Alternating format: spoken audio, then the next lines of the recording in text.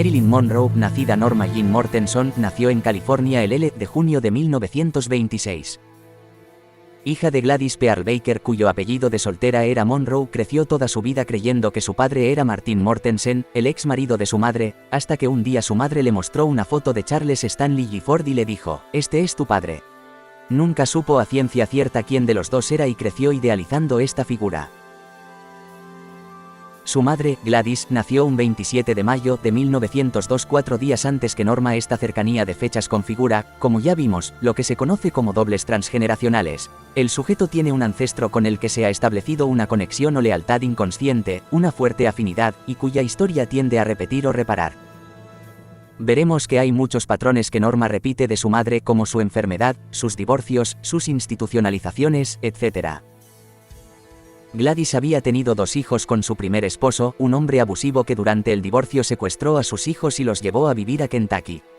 Nacida en Chihuahua, México, hija de Otis y Della Monroe, perdió a su padre cuando tenía tan solo 7 años y Della quedó viuda. Al igual que en el caso de Gladys, el padre de Otis, Jacob, también falleció cuando él era niño, con tan solo 40 años, dejando a su esposa Mary Monroe y a sus hijos. Aquí encontramos otra posible doble, la bisabuela materna, por similitud de nombres. Investigando la vida de Jacob, un veterano de la guerra civil, encontramos otro dato curioso. Los registros muestran que su padre, William Monroe, murió el mismo año de su nacimiento, dejando a su esposa sola con 6 hijos, otra muerte trágica y prematura de padres en el árbol. Posiblemente esta información haya sido desconocida para Marilyn, ya que fue recopilada y descubierta recientemente. 5. Marilyn sabía poco de sus antepasados y nada de su padre biológico. Estudiando estos datos, no podemos pasar por alto un elemento que se repite generación tras generación. Norma Jean crece sin padre, al igual que su madre, Gladys, su abuelo Otis y su bisabuelo Jacob. No sabemos cómo fue la infancia de William, pero podemos afirmar a ciencia cierta que en el clan Monroe hay al menos 4 generaciones de padres ausentes, sea por muerte o abandono. En la carta natal de Norma, el sol se encuentra en la casa 11, un ámbito que suele referir a espacios sociales, políticos o colectivos. Allí veremos en muchos casos antepasados que lucharon por causas sociales o que buscaron la libertad, alejándose de sus familias. También, es un espacio donde es frecuente encontrar excluidos por ser distintos, por haber desaparecido o por haberse desconectado de su familia. Recordemos que es el ámbito que corresponde al signo de Acuario y la energía de Urano. Otro dato significativo es que la conjunción entre el Sol y Mercurio está feral, es decir, sin aspectos, desconectada del resto de la carta natal. Cuando un planeta, o en este caso una conjunción, se encuentra feral, está aislado, no tiene comunicación con el resto de la carta. Las madres, el hogar, la nutrición, los cuidados básicos se halla en aspecto tenso a 2 planetas, a Saturno haciendo una cuadratura y a Neptuno haciendo una oposición. La cuadratura de Saturno nos está mostrando esta soledad y carencias emocionales que vivieron tanto Norma como sus antepasados durante la infancia y estas madres que tuvieron que criar a sus hijos solas. La oposición de Neptuno indica estos trastornos mentales que encontramos en su árbol y en ella misma. Para entender un poco más la importancia de esta T cuadrada, Luna en cuadratura a Saturno y oposición a Neptuno, vamos a profundizar un poco más en su infancia. Con pocos días de vida, Gladys la dejó al cuidado de unos vecinos, los Atkinson, para reincorporarse a su trabajo. Durante muchos años ella creyó que ese matrimonio eran sus padres. Se piensa que allí sufrió abusos sexuales por parte del marido.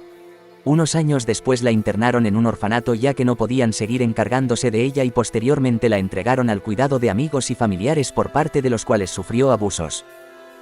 Así Norma pasa toda su infancia entre orfanatos y hogares de acogida. Su madre Gladys sufría de depresión, esquizofrenia e inestabilidad mental. Su abuela también era paciente psiquiátrica y en un brote psicótico intentó ahogarla en la cuna cuando era bebé. Al poco tiempo fue ingresada en un neuropsiquiátrico y murió un año después, cuando Norma tenía tan solo 1 año de edad. A los 7 años su madre Gladys, de 32 años, pareció mostrar estabilidad y quiso recuperar a su hija, pero a los pocos meses se enteró de que su abuelo Tilford Hogan se había suicidado. Posiblemente sufría de trastornos mentales similares al igual que su tío, y poco después tuvo un brote esquizofrénico y fue nuevamente internada en la misma clínica que su propia madre, de donde no salió hasta su muerte. Esto puede hablar de la falta de información y el desconocimiento por parte de este árbol de las figuras parentales. Otro dato importante es ese Saturno en casa 4. La casa 4, como vimos, es un ámbito de raíces, pasado, infancia, hogar, conexión con los ancestros y vivencias infantiles primarias. Allí tenemos a Saturno, planeta que en muchos casos indica carencias materiales y o afectivas, soledad y frialdad que podemos ver que estuvieron presentes en la biografía de Norma y en sus antepasados, producto de esa ausencia paterna y también, como veremos, materna. No olvidemos que Saturno también puede hablarnos de muertes y orfandad. Queda marcada la muerte Saturno en Escorpio, vinculada a la infancia como un patrón de repetición familiar. La muerte o ausencia de estos hombres deja a las mujeres solas al cuidado de los niños.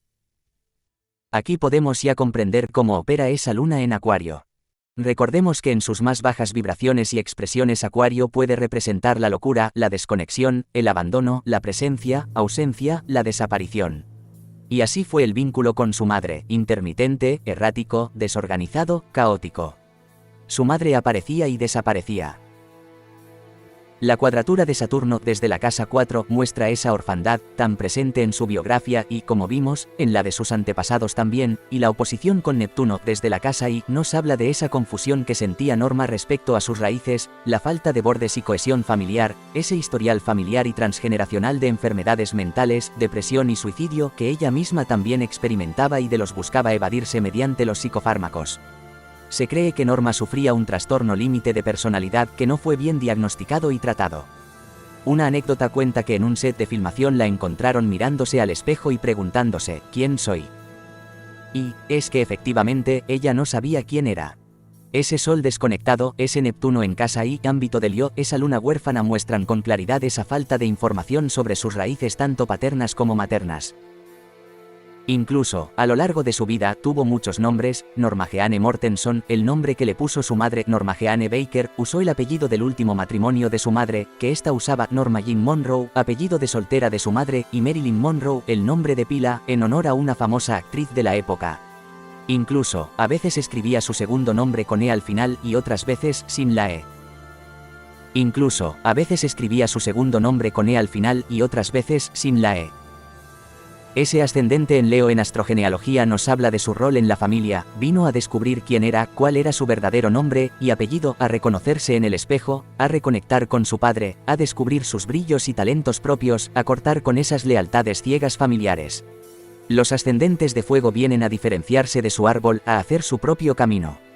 Leo también nos habla del orgullo de ser uno mismo y del deseo de estar vivos, ya que se alimenta de ese fuego interior. En un árbol donde el deseo de vivir estuvo mermado por tantas tragedias y enfermedades, conectar con el corazón era una tarea pendiente. Sin embargo, su dura infancia y sus lealtades inconscientes hacia su madre y posiblemente su bisabuela viuda, entre otros, no le hicieron esta tarea nada fácil. Estudiando su biografía, encuentro un dato curioso que podemos considerar como una fecha aniversario, fecha importante para el árbol, que tiende a repetirse. Es internada a los 1 años en un orfanato un día 13 de septiembre, la misma fecha de muerte de su bisabuelo William Monroe, quien deja huérfano a Jacob, iniciando posiblemente la rueda de orfandad de los Monroe. También, en esa fecha ella se divorcia por primera vez, para evitar volver a un orfanato. A los 16 años se había casado con un vecino de 21, abandonando sus estudios. Su matrimonio no prosperó ya que él era marino y fue enviado a Australia durante un año.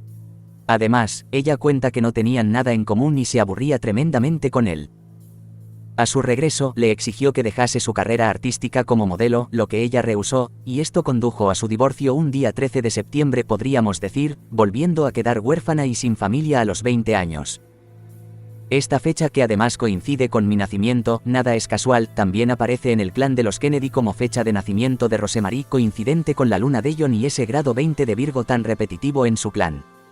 Y no olvidemos que hubo una conexión entre los clanes de Kennedy y Marilyn Monroe, ya que hay, al parecer, evidencias de que ella fue amante de Robert y John Kennedy. Incluso hay teorías que afirman que fue asesinada por el clan Kennedy, hipótesis nunca comprobada. Cuando dos sistemas se cruzan, es porque hay fechas, eventos y experiencias similares o complementarias.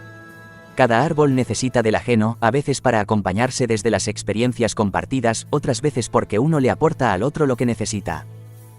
Para ir cerrando el análisis de Norma, podríamos concluir que tuvo una vida e infancia muy difíciles, sufrió violencia física y psicológica por parte de sus parejas y, como es de público conocimiento, murió con tan solo 36 años. Tuvo 3 divorcios, al igual que su madre, repitiendo su historia. Cercana a la edad en la que fue internada su madre, empezó a sufrir sintomatología psiquiátrica, depresión y adicciones a los psicofármacos, sin los cuales no podía conciliar el sueño. Tras la pérdida de un embarazo, producto de la endometriosis y del divorcio con el escritor Arthur Miller en 1961, fue internada en una clínica psiquiátrica de Nueva York. Un año después fue encontrada muerta en una habitación de hotel por supuesta sobredosis de barbitúricos. Muchas hipótesis fueron elucubradas, incrementando aún más el velo de misterio tras su muerte.